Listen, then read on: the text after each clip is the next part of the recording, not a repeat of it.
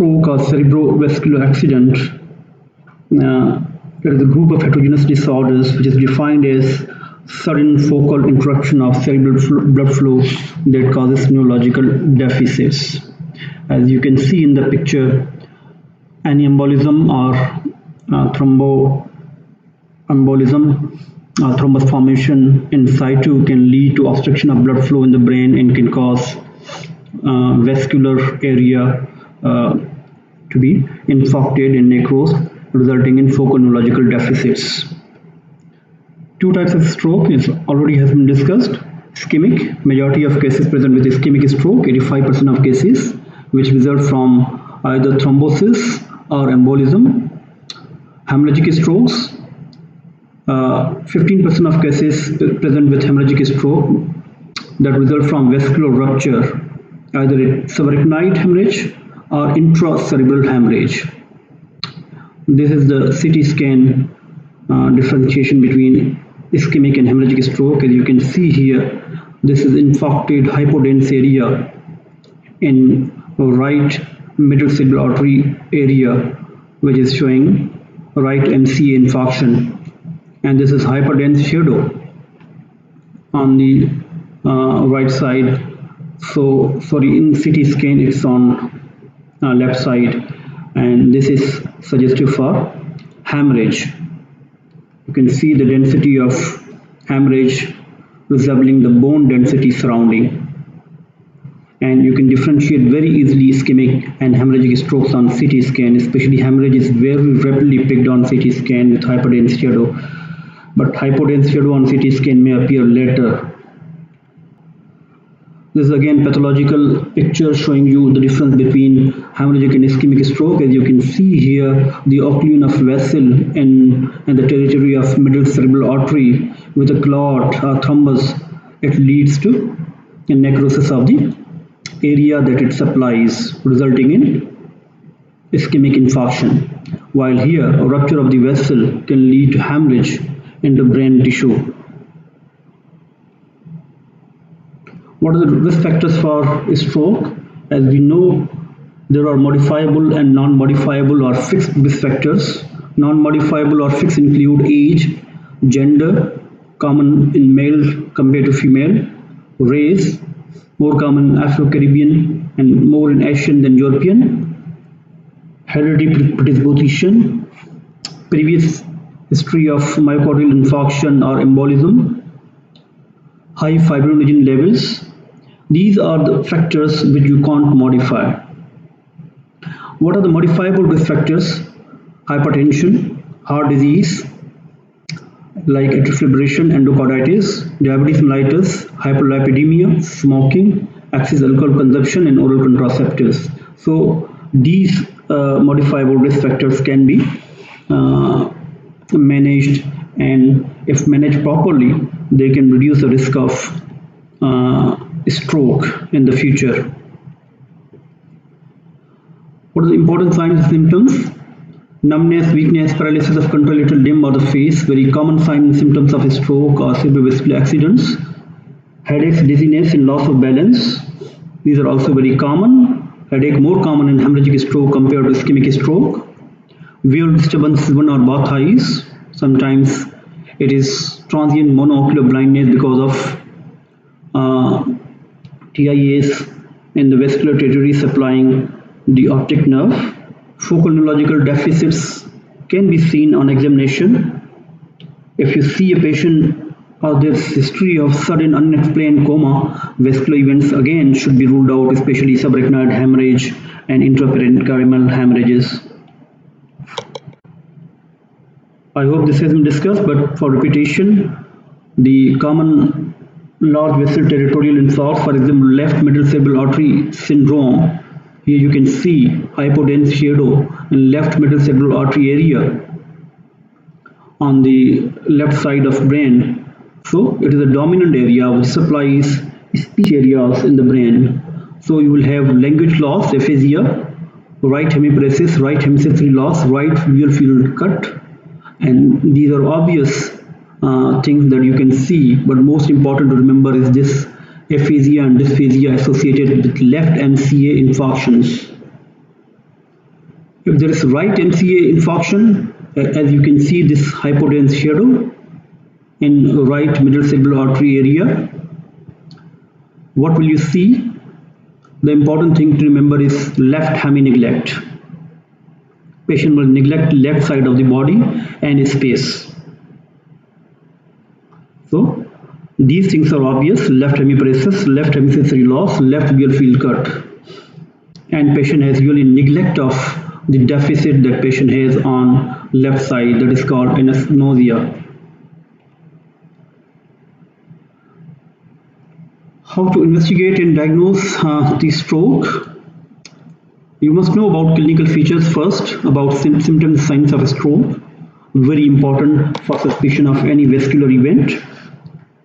You must dig out underlying risk factors like hypertension, diabetes, infection, dehydration that can lead to vascular events. You must start with baseline investigation, starting with complete blood counts, including platelet count, INR, prothrombin time, partial thromboplastin time. You must start with ECG workup also in these patients to see old ischemic changes in the heart that may suggest cardioembolism. Serum creatinine, electrolytes, serum glucose levels are very important to rule out hypo or hyperglycemia in any patient presenting with acute vascular event. These are the specific investigations now, diagnostic investigations in any patient suspected of having vascular event. CT scan, usually it is a screening test and done rapidly compared to MRI. So it is more sensitive for blood but may not show initial changes in an ischemic stroke. CT scan rapidly picks blood in the brain. If there is hemorrhagic stroke, it will pick rapidly, but if there is ischemic stroke, you can miss the findings of ischemia on CT scan initially, maybe up to 12 to 24 hours. Those changes may become more pronounced after 12 or 24 hours on CT scan compared to MRI. MRI may peak ischemic, even ischemic changes very rapidly within minutes. It is also sensitive to intracranial blood, but it has utility and advance of picking ischemic stroke within minutes of onset. These are supplemental tests: carotid ultrasound to see any carotid stenosis, MR angiography of brain, CT angiography sometimes done, and X-ray angiography for assessment of carotids. How does ischemic stroke look like on CT scan? As we already discussed, this is left MCA, middle cerebral artery infarction, hypodense shadow. As you can see here, it looks like this is some old ischemic infarction, because on CT scan you cannot find such dark hypodense shadow resembling the CSF so early. So it must be an old ischemic area in the territory of middle cerebral artery. Here you can see that involving temporal area. This is parietal area. How hemorrhagic stroke look like on CT scan? This is hemorrhage. As you can see here, subcortical hyperdense shadow involving basal ganglia, thalamus, and causing some mass effect in shifting of ventricle contralaterally. This is basically hemorrhage, and this is usually typical for patients with high blood pressure, uncontrolled blood pressure, to present with such strokes, such vascular hemorrhagic strokes on CT scan. So, stroke patient when presenting, you have to go for diagnostic tests with CT, MRIs, and once you have confirmed vascular nature, either it is hemorrhage or ischemic stroke, then you have to start treatment of the patient depending on these imaging findings. You cannot start the acute specific therapies unless you do not know the nature of the cerebrovascular accident, whether it is ischemic infarction or it is hemorrhagic infarction. So this is for the common people and the people in ambulance services, that they should be aware of these important signs. And is in a stroke, every minute counts. So stroke is an emergency. So pre-hospital care basically is concerned with the general public and the people involved or the personnel involved in ambulance services, they should identify this FAST protocol, that is called face, arms, speech and time. You have to see the face of the patient to see any the drooping of the face on either side. You to say the patient to smile and you can see the difference or asymmetry of the face. Ask the patient to raise both arms and you will see the drooping of one arm, that may suggest vascular stroke acutely. Ask the patient to say a few words or a sentence and you can assess the speech, either it is slurred or not. So this face, arm, speech protocol or FAST protocol is for pre-hospital care management, and general public should be made aware of this protocol as they can identify stroke or cerebrovascular accident, so they can call the ambulance, and the patient may benefit with acute therapy of thrombolysis or TPA therapy, that is called tissue plasminogen activated therapy, that is usually given in within 3 to 4.5 hours. So acute management of a stroke, the goal of the acute management is to assess the patient, stabilize the patient, complete initial evaluation assessment within first 60 minutes, and to treat the comorbidities and complications. You have to complete initial evaluation and assessment within first 60 minutes.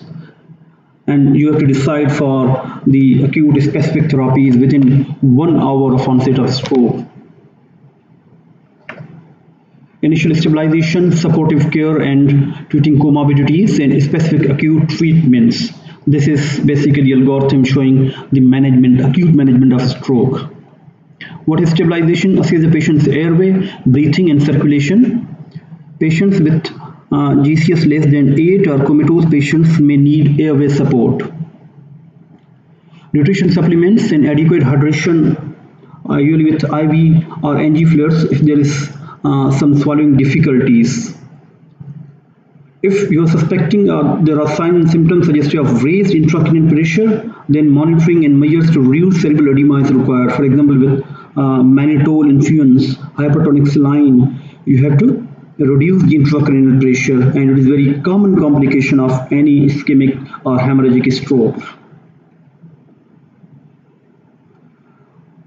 What is supportive care and management of comorbidities? You have to check for supplemental oxygen requirement in any patient presenting with acute vascular event, and you have to give oxygen if it is less than 95% on monitoring. You have to treat associated comorbid conditions, like if patient is diabetic and hyperglycemic, you have to treat it with insulin promptly to reduce the hyperglycemia. If patient is hypoglycemic, you have to treat it also so early in order to prevent the further complications and to institute the acute management. You have to correct existing abnormalities. For example, patient is underlying fever, infection, hypoxia, dehydration. These should be corrected before going for specific acute therapies, because these are so urgent things to be addressed first. You must start measures to prevent aspiration, development of deep venous thrombosis, development of UTIs in any patients, pressure ulcers, and nutritional deficiencies in any patients with vascular event.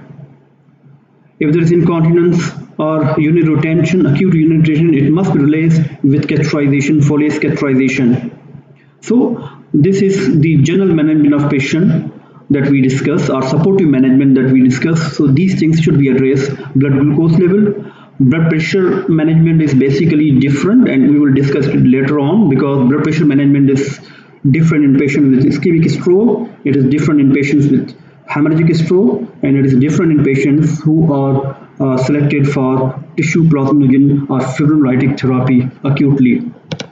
You have to attach cardiac monitor in any patients with vascular events, and to start continuous monitoring for ischemic changes or atrial fibrillation. You have to manage IV lines in any patient with vascular events, so that the especially you have to avoid the high dextrose solutions because they may cause excessive fluid administration and edema. Usually the drug of choice, the IV fluid of choice in any patients with adequate management of other blood pressure and other things, IV sodium chloride, it should be started to secure the IV line. Oral intake should be restricted if there is some swallowing problem, initially at least. Oxygen supplement indicated if saturation is less than 94%. You have to monitor temperature and you have to avoid hypothermia, and you can give oral or rectal acetaminophen and cooling blankets if they are needed. So these things should be addressed acutely as well initially to stabilize the patient. This is the most important acute specific treatment slide that you should know about in patients with vascular event, especially with ischemic strokes. Which patient will need acute antihypertensive therapy management and acute antiplatelet and anticoagulation, fibrinolytic therapy, thrombolysis in situ, carotid endarterectomy. These are basically all specific treatments usually utilized, except for this acute antihypertensive therapy. These all therapies are utilized in patients with ischemic stroke acutely. In ischemic stroke, antihypertensive therapy, but there is different protocol of antihypertensive therapy than in hemorrhagic stroke. In ischemic stroke, acute therapy also includes antiplatelet, anticoagulation therapy. In ischemic stroke, acute ischemic stroke therapy also involves fibrinolytic therapy, thrombolysis or thrombosis in situ. But here you can see antihypertensive therapy is the most important thing in hemorrhagic stroke, and other supportive treatment, conservative management, and sometimes surgical intervention if it is obstructive or other hydrocephalus. So antihypertensive therapy, what are the guidelines for antihypertensive therapy with acute cerebrovascular accident? In ischemic stroke, perfusion of an ischemic brain area needs high blood pressure because autoregulation is lost. So in ischemic brain area, you should not rapidly decrease the blood pressure compared to hemorrhagic stroke area. BP is only decreased when, you can see here, if in ischemic stroke it is highly raised, like BP more than 220 systolic or more than 120 diastolic on two successive readings more than 15 minutes apart. Otherwise, if BP is up to 200 or 110 in diastolic, you should not rapidly decrease blood pressure in ischemic stroke, and it is very important to notice. In hemorrhagic stroke, on the other hand, you have to decrease the blood pressure acutely, even if it is more than 180 systolic or more than 110 diastolic.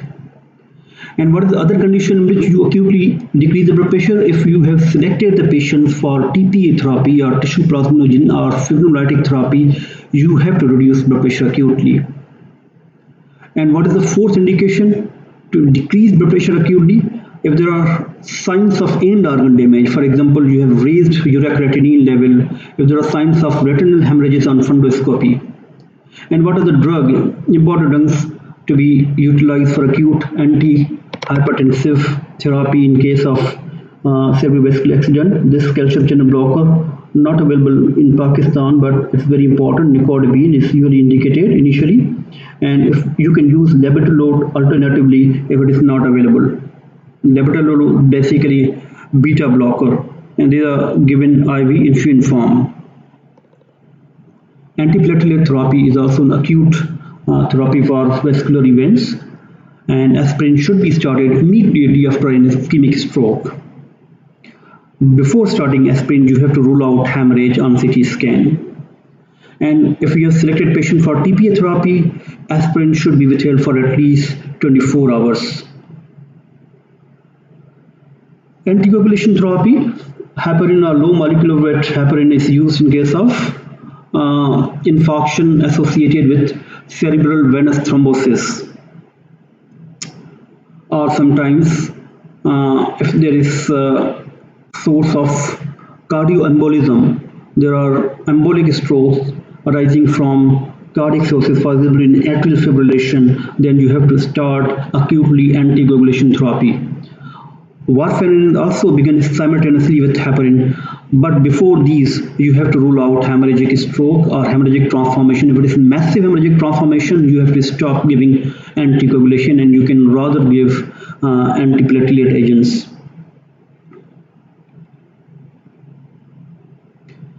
What is third important acute ischemic stroke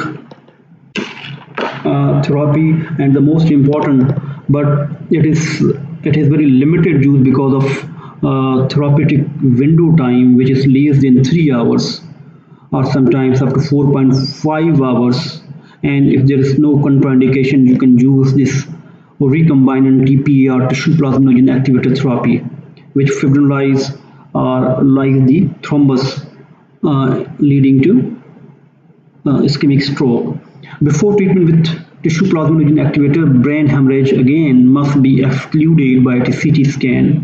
You have to see the indications, which is a detailed list of fibrinolytic therapy.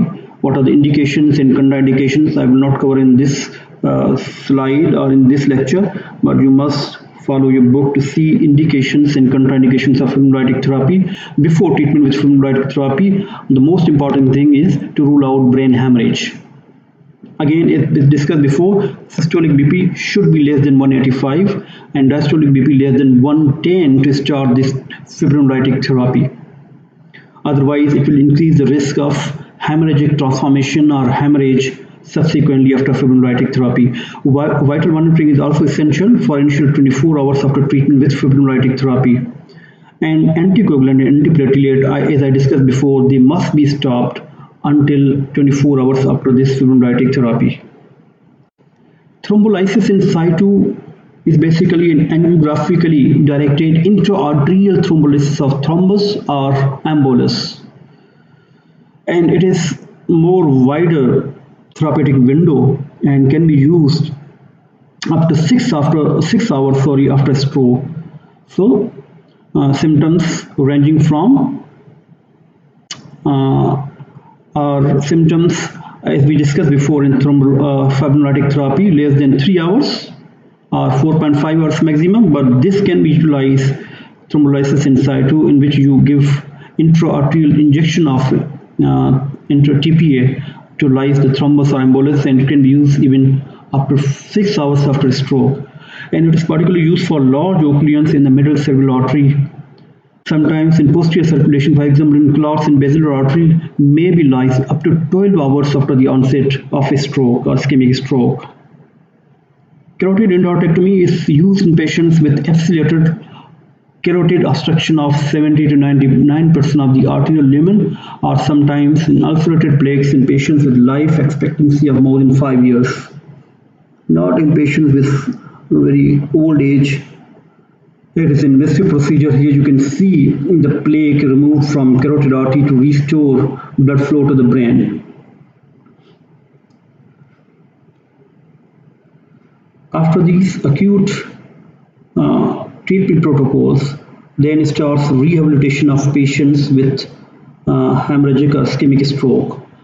Physiotherapy as early as possible should be initiated in all patients with cerebrovascular accidents.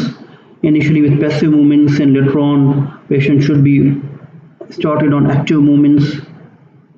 You have to start early mobilization of all patients as soon as possible, and it will prevent what? It will prevent contractures, atrophy, muscle weakness, and spasticity. Occupational therapy is sometimes necessary in many patients. Speech therapy if there are a dominant area of the brain is involved.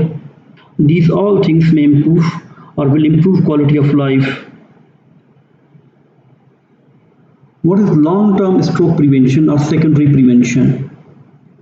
The most important thing to address in long-term management of stroke is basically use of antiplatelet drugs, aspirin and clopidogrel. Statins are also used as a secondary prevention to lower the cholesterol level, and patients with cardiac disease, for example, with atrial fibrillation, they must be put on anticoagulation, warfarin, or the other newer drugs. If patient is on warfarin, you have to achieve INR of 2 to 3 in atrial fibrillation. Lifestyle modification is very important to reduce the weight, and you have to modify your dietary habits. Blood pressure reduction or regular exercises is also very important in long-term stroke prevention or secondary stroke care. So this was about briefly stroke management. I think some of the things that I have missed in these slides are the complications associated with stroke, and the most important complications probably in every patient with cerebrovascular accident. In ischemic stroke, it is the most important complication to remember is hemorrhagic transformation of ischemic stroke, and it is more common in cardioembolic strokes. So hemorrhagic transformation may lead to further raised intracranial pressure. So you have to see for this complication in any patient with ischemic stroke. We discuss about raised intracranial pressure associated with cytotoxic edema or brain edema associated with strokes. It may occur in both ischemic and hemorrhagic strokes, and the important drug therapy that we utilize medically is mannitol should be given for initial 2 to 3 days in patients with ischemic or hemorrhagic strokes. Other things that can be utilized to decrease the brain edema can be hypersplenotherapy like hypertonic saline. Sometimes diuretics like furosemide can be added to decrease brain edema. Seizure is also important complication to remember in any patients with, especially old patients with ischemic or hemorrhagic strokes. They may develop later on the scar epilepsy, but acutely they may also develop seizures, which may further decrease patients' chances of successful recovery. They should be identified and treated, and associated medical conditions like other infections, pneumonia, urosepsis, hypoglycemia we discussed should be treated along with the acute management of a stroke as well. Thank you very much. I will be happy to answer your queries if you can post me about this lecture, and I will try to answer them as swiftly as possible for me. Thank you.